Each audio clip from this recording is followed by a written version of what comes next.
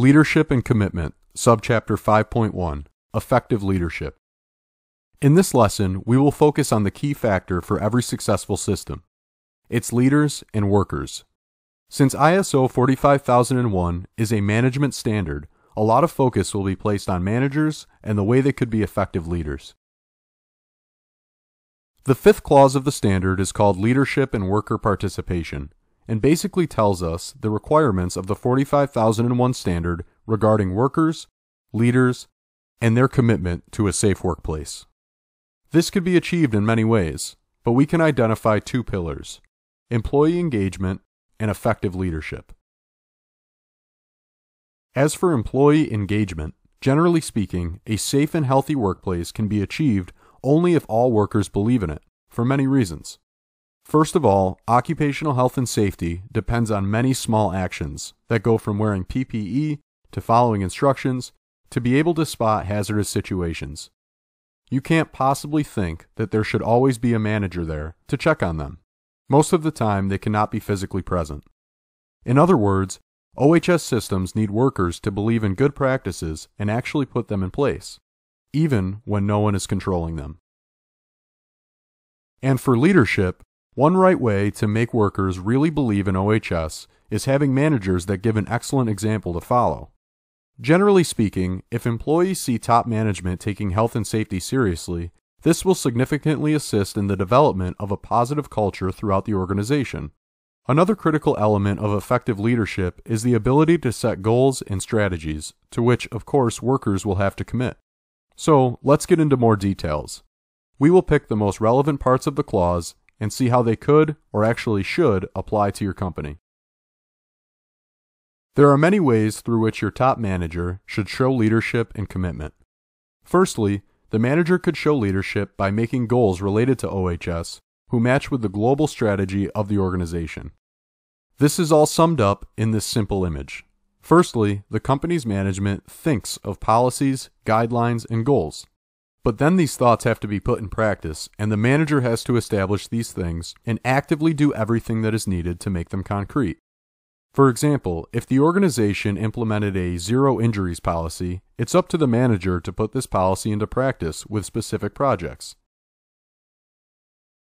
Also, leadership can be shown by ensuring the integration of the OH&S Management System requirements into the organization's business processes. What does it mean?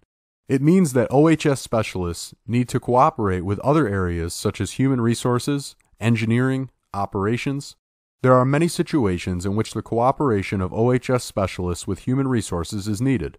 Let's take one example. In this example, your company decided to switch the employee Joe from a more static job to a more active role. He is going to be transferred to the operating line. This change has many consequences, and among them there is also a change in the OHS hazards of his job. In the job he was doing before, no heavy lifting was needed. Now he is moved to an area where heavy lifting is needed.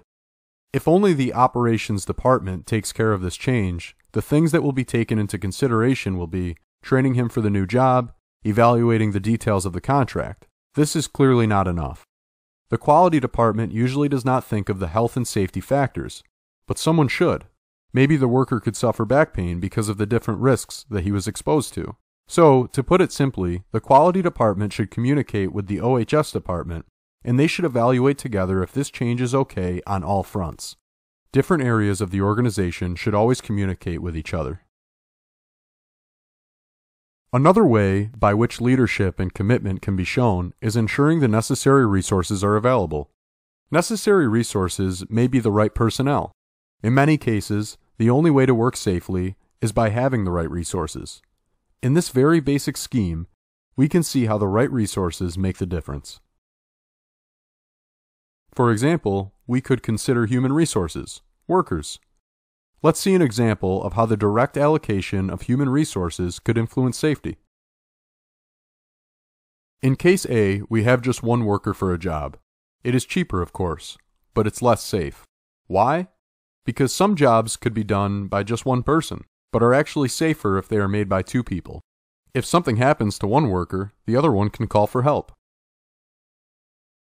In case B, we have more workers for a job. It costs more, but it's also safer. Let's take another example. Equipment. The availability of PPE could be a critical resource. Your company has to show its commitment by giving PPE when needed, even if they may be costly. In case A, PPE is not available. It is cheaper, of course, but it's less safe. It's not even legal, to be honest.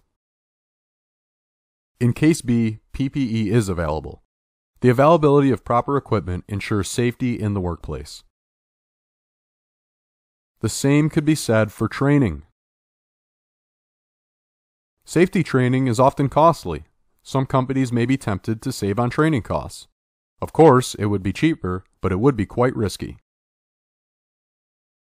On the other hand, effective training could really make a difference between a risky workplace and a safe workplace.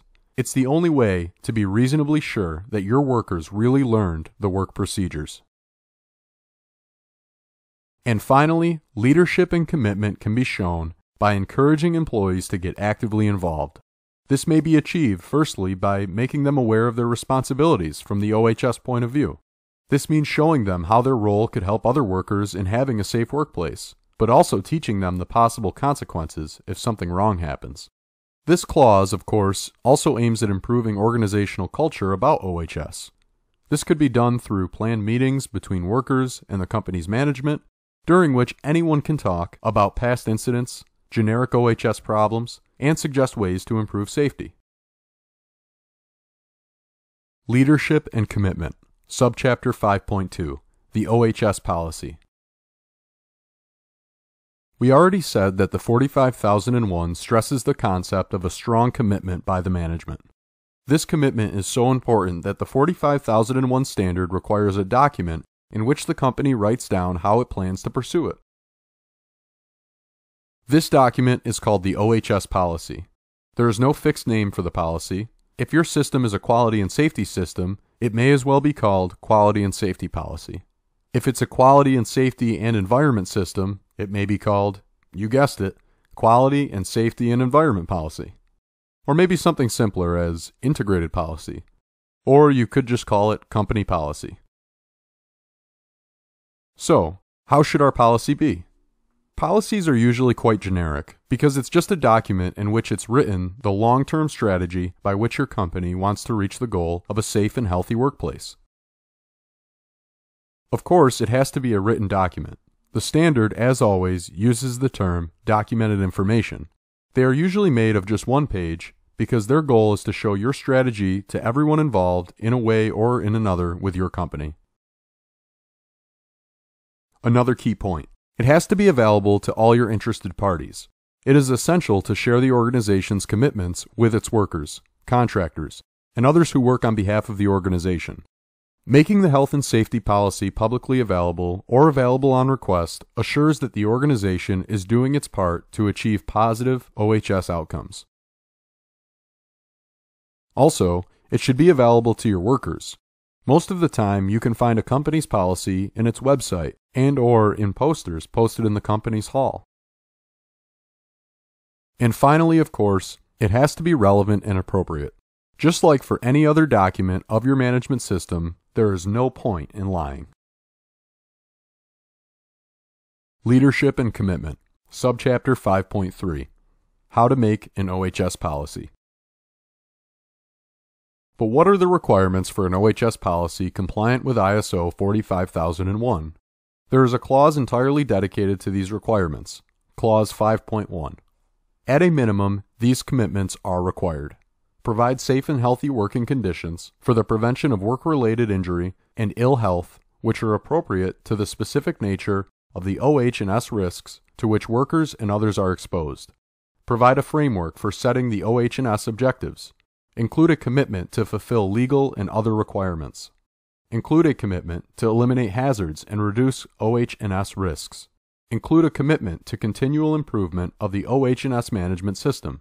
Include a commitment to consultation with and participation of workers and, where they exist, workers' representatives. It's not easy to write a good policy because it has to be quite generic but at the same time very customized to your company. If your company is a cheese factory, your policy is likely to be quite different from the policy of a high-tech company. If your company is a cheese factory with 10 employees, your policy is likely to be different from the policy of a cheese factory with 100 employees. Usually, policies are written down by consultants and OHS managers who make a final check to see if the draft policy is compliant with all the before-mentioned requirements. And now, like every other time we met a requirement that needs a document, we can see together how you can make it. My suggestion is to divide your policy in 4 different parts: an introduction, a section regarding your OHS goals, meaning what your company wants to achieve, a section regarding your projects, meaning how your company wants to achieve its goals, and a final section regarding that works as closure. In the following slides, we can write together all these parts. Let's start from the introduction. The introduction has to be, of course, short. It's just something that says who made this policy. It could be the top management of Jack & Sons is aware of the strong ethical aspect weight of its activities and therefore is committed to conduct its business by setting the following objectives. Is this clause as simple and clear enough? Yes, but maybe we could customize it better. Don't forget that your policy has to be custom made. We could say something that stresses the fact that your company pays great attention to food hygiene because it keeps in high consideration the health and safety of its customers. This is a helpful reference to what this company does. So, here is the extended and customized version. The top management of Jack & Sons is aware of the strong ethical aspect weight of its activities. Health and safety have always been top priorities of the company, since great attention to food hygiene is required in order to preserve the health of its customers. Therefore, the company is committed to conducting its business to preserve health and safety of all its interested parties by setting the following objectives. Now we can move to the goals section. As for goals, this could be a simple generic example: working in compliance with the OHS national legislation, working in compliance with the corporate policies of its clients, providing safe and healthy working conditions to its workers, eliminating occupational hazards, and reducing health and safety risks. Just like before, it would be better to customize it at least a little bit. As for national legislation, you could put a slightly more detailed reference. What OHS legislation does your country have? As for your clients, if you have a specific kind of client, why not put it here? In our cheese factory example, an example of clients could be a frozen pizza factory. They could be mentioned here. For example, working in compliance with the corporate policies of its clients, which mainly consists in companies in the food sector as well that share the same values. As for safe and healthy work conditions, our cheese factory could have reduced its risk through automation. We could put it here. Providing safe and healthy working conditions to its workers, eliminating occupational hazards, and reducing health and safety risks through automated lines. Now we can move to the project section. Now, the project parts. We said what we want to do. Let's see how. Promoting consultation and participation of workers and its representatives, evaluating investments and modifications to processes by considering not only the economic financial aspects, but also the health and safety aspects, managing its facilities according to the principles of the best available technologies, communicating with stakeholders, such as the local community, especially the community of Townsville, and the authorities. Cooperate actively with all other parties in the supply chain, suppliers, customers, to ensure compliance of OHS. Adopting an integrated management system compliant with ISO 45001-2018. In this part, too, a little more detail would be good. You could mention trade unions if your company has it. You could define more stakeholders. Who is your local community? Was your factory built near a town or an industrial complex? Finally, let's write the closure. In the closure part, you could write the role of management and the role of each worker in OHS. In our example, we wrote something general, but of course, you could customize it more. The principles that are hereby stated are considered by the top management to be a valid support for the key processes of the OHS as well as a tool to pursue continuous improvement. The top management takes a leadership role in promoting these principles. At the same time, all employees in their respective areas of expertise are required to monitor and periodically verify compliance with these principles. Okay now, you wrote all these 4 parts. It's time to put them together to make your OHS policy. You just have to make a final check. Does your policy cover all the minimum requirements of Clause 5.1? I just put all our pieces of the policy together here in this slide. I know it's all fine print, but you can always go back and check the bigger version. Yes, it fits. All the points in Clause 5.1 have a line here or there that covers that point. Of course, it does not have to have the same words of that clause literally. It's always better if you put all these concepts in your own words. The OH&S policy should be checked periodically to ensure that it remains relevant and appropriate to the organization. This means that at least once a year, the company takes some time to read it and check if it's still coherent to the company's scope and strategies. The specific event in which companies usually review their policy is the management review, and we will deepen this topic later in the course. Leadership and Commitment, Subchapter 5.4. Organizational Roles and Responsibilities.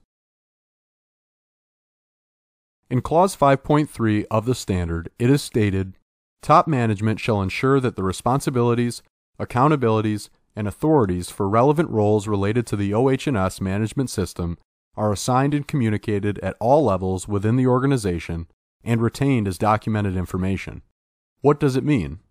It means that ISO 45001 requires that the responsibilities and authority of all the workers have to be documented. This means that a workplace where everyone can do every kind of job is probably not safe at all, because every duty may have its specific risks and therefore needs specific training and/or precautionary measures. Let's go back to our example of a cheese factory. Joe has been moved from being a warehouseman to being a blue-collar worker. He switched from a job that only requires him to work at a computer all day to another job that requires him to handle hazardous substances. Has he the needed training and requirements? The easiest way to deal with these situations is by having, for each kind of job, a document called job description. This document states for every job the needed requirements and training, the risks and hazards related to the job. This kind of document makes it easier. Before moving Joe from one job to another, we just have to check if he already fits what is written in the job description of his new job. Another use of this document is, of course, to enhance communication. Before moving job to new job, we could show him this document to be sure that Joe knows what the company expects him to do. Also, procedures work in the same direction. By having documents with clear indication on how to do something, responsibilities and duties are very clear. Now for the build part. We can see a simple example of how you could make your organograms and your job descriptions. To be fair, technically, job descriptions are not among the mandatory documents, but they are very highly recommended. This simple form of job description has all your company needs. Job title, scopes, here you can put a general description, reports to, who's his direct boss, area, activities, the level of detail for this part depends on your needs. Minimum requirements. Here you could put what kind of education is needed for this role, and/or the soft skill that are required. Health and safety. This is the part that is more relevant for us since 45001 is an OHS standard. Here you should put the risks related to this role, the PPE that is needed, and the safety training that is needed. If a job requires you to lift more than 20 kilos, maybe it's better to put it here. If a job requires night shifts, it's better to put it here. Everything that could help to understand if someone is fit or not for a position, and what should be done to make him fit should be put here. Having a very clear idea about your hierarchy is quite vital since your manager is the one that knows best about the dangers of every duty. If a worker has any doubt about the dangers of a duty that he has been assigned, he has to ask his manager about it. Hence, it's essential to know who your boss is. This is usually achieved by writing a so-called organization chart. An organizational chart, also called organogram, is a diagram that shows two things. It shows the structure of an organization and the relationships and relative ranks of its jobs. Usually, they fit in just one page and have this meaning. Vertical lines represents leadership, so it means that the one on top is its boss. Horizontal lines represent co-working, so it means that they work together for a shared scope. In our example, Jack Jones is the general manager and is boss to these 3 workers. These workers, being at the same line, are just co-workers. Organograms are usually way bigger, and their dimension depends on how big the company is and how complex they are. Every company compliant to the 45001 has to have an organizational chart, which has to be periodically evaluated. Ideally, workers should read this chart, so it's usually best to put it in the bulletin board. Now for the build part. Let's learn how to make an organogram. The first thing that you should keep in mind when writing an organogram is that it has to be consistent with all the other terms you used in the other documents. In many companies, there is more than one way to call one job, but you have to make an effort to avoid ambiguity. Another key point, remember that horizontal lines are used for coworkers and use vertical lines where there is a hierarchic relationship. Also, remember that organograms have the purpose of clarifying relationships inside your company. You should avoid, if possible, situations in which someone has more than one direct boss. This could also be dangerous, because these 2 bosses could not be aware of the orders of the other boss, leading to ambiguity. One last concept. One worker can have more than one role. In these cases, you could just make an organogram where these 2 roles are both represented. Every role has a separate box, and just put this worker in both of those boxes. One final note. The idea of having a very clear idea on all levels of what we could and should do is the so-called diffused leadership model. It means that companies where there is only one boss that knows it all, while others just have to obey, is a thing of the past. In a modern company, everyone makes its part, and everyone has its responsibilities in OHS. In other words, there is a complex hierarchy. Leadership and Commitment, Subchapter 5.5, Consultation and Participation. Consultation and participation is the topic of Clause 5.5 of the standard. As we saw before, participation of workers is considered a key requirement in the 45001 standard. Good performances in OHS could be obtained only through complete endorsement from every interested party, and workers are considered the most relevant interested party. What is the difference between consultation and participation? Consultation is about seeking employees' views and considering them. It's a more passive process. Technically, consulting workers just implies listening to their requests and being able to provide feedback. Participation is about joint decision-making. This means jointly undertaking a risk assessment and agreeing actions to lower these risks. It also means being involved in deciding the organization's OH&S policy and objectives. This kind of involvement is no doubt more effective. Both of these 2 ways of communication are needed. There are some situations in which you may need both of them, and some when you may just need one of them. As to how a company should encourage participation, basically, the standard asks companies to make meetings possible by giving enough time in suitable places. Also, by identifying and removing obstacles to participation. For example, by organizing meetings in a time and place that is suitable for all interested workers. Participation should be encouraged at all levels, since every level may have a different approach and could help all the other areas to identify risks and opportunities. Managerial workers tend to be more sensible towards specific themes, while non-managerial workers tend to have a more practical approach. The standard is also very detailed when describing all the situations that could require workers' participation. You can find them in this slide, but there is really no need to go into this level of detail. In simple words, the organization should consider the need for worker consultation and participation for every key topic that could somehow be related to OHS. As for the course, we can talk about the most important ones. New processes. Every time some change occurs in the way a company operates, a question arises. Do these changes bring new hazards? Or do they bring hazards in areas where there were no hazards before? New policies and procedures. If the way something is done changes, then many other things could change, even OHS matters. New chemicals, new materials. Sometimes new chemical compounds lower the overall risk for workers. Sometimes they don't. Workers should be consulted or at least be warned about it. Investigation about incidents. Every time an incident happens, there should be some kind of consultation of workers that are somehow linked to the event. Ideally, their supervisor should be involved too. Practical means of improving consultation and participation include establishing a safety committee consisting of managerial and non-managerial employees. Any company compliant to the 45001 standard has to manage worker consultation somehow. It is up to the organization to determine the best way of ensuring effective consultation and participation.